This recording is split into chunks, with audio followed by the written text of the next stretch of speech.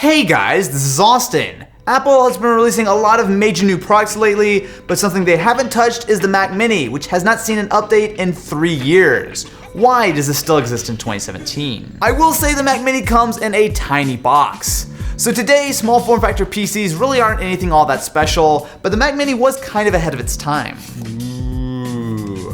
Alright, I will say one thing. Even though, yes, there are a lot of problems with the Mac Mini that I will get into, the actual sort of unibody aluminum design still feels pretty nice. You don't exactly get a lot in the box though. Pretty much all we get is a little bit of paperwork with some Apple stickers and a power cable. It might sound weird to say considering that this design originally came out in 2010, but I've actually never held the Mac Mini and I'm kind of impressed. So like I said, it's an all aluminum unibody design, and you actually have a fair few ports on the back. Not only is there an SD card reader, but there are also 4 USB 3.0 ports, as well as even a couple of Thunderbolt 2 ports. Now this is a far cry from current Apple devices, which have, some would say, fewer ports. Earlier models of the Mac Mini were actually fairly upgradable. So on the bottom, you could actually screw off this sort of plastic piece to get at stuff like the hard drive and the RAM. However, in this, it's a little bit more difficult, and to make things worse, the memory is actually soldered in. That is a far cry from when Marquez built the ultimate Mac Mini back in 2012, where he loaded up with a ton of memory as well as an SSD. At first glance though, this actually doesn't look like a bad way of getting yourself a cheap Mac.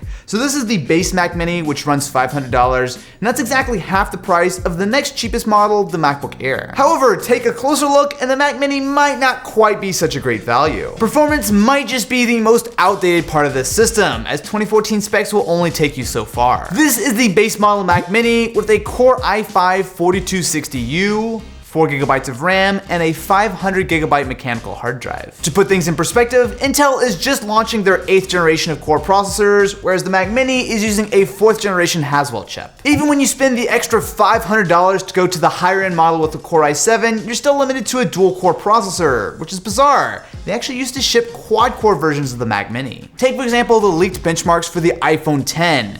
That is showing a score of around 4,000 on single-threaded and about 10,000 on multi-threaded. Way faster than this Mac Mini is. You're also stuck with a 500GB hard drive. Now yes, you can spec up the Mac Mini with not only a Fusion drive, but as well as pure SSD options, but that raises the price significantly. Hey guys, this is Austin, and today I'm back with another Tech Under video, this time taking a look at tech under $60.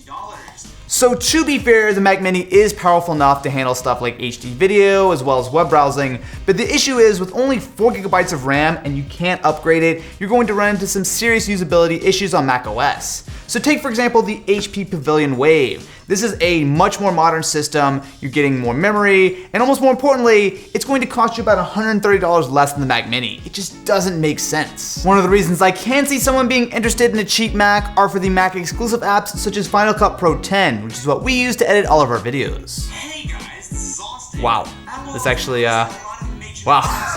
So, to give you guys some context on this is a triple stream 4K video being played back and edited in real time on the Mac Mini. In fact, it's actually the intro to this video right now.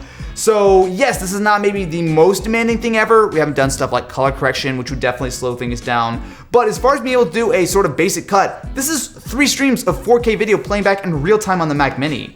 The only thing that's not totally stock here, and one of the reasons why it's not stuttering, is we are editing off of a USB-based SSD, but that's what we do for all of our edits anyway. Although I think this says more about how solid Final Cut is optimized, and less so about how powerful the Mac Mini is. There are better alternatives if you do want a cheap Mac though, starting with building yourself a Hackintosh. Now yes, building a Hackintosh from scratch is going to be more complicated than pulling a Mac Mini out of the box. What you're going to get is much better hardware for the same price, if not even less. Even used options can make a lot of sense. So a few minutes of searching on eBay found multiple Mac Minis that were maybe only a generation or so behind, but could be found for as little as $200. Look, most of the time, there's at least someone who I can say that a product will make sense for. When it comes to the Mac Mini, it just isn't a good idea to buy one of these in 2017. There are just simply better options out there. Now before we get out of here, I want to give a shout out to a few really good friends of mine over at Vsauce. So no, this is not a sponsored spot, but they've been working on the Curiosity box for over a year now, and I honestly feel like it is getting really good. This is a quarterly subscription box that comes with all kinds of cool science stuff, including this incredibly attractive Vsauce beanie. This box even comes with a Voyager 1 t-shirt, and a portion of the proceeds go to benefit Alzheimer's research. So if you guys like Vsauce and you want some cool science stuff to show up every few months,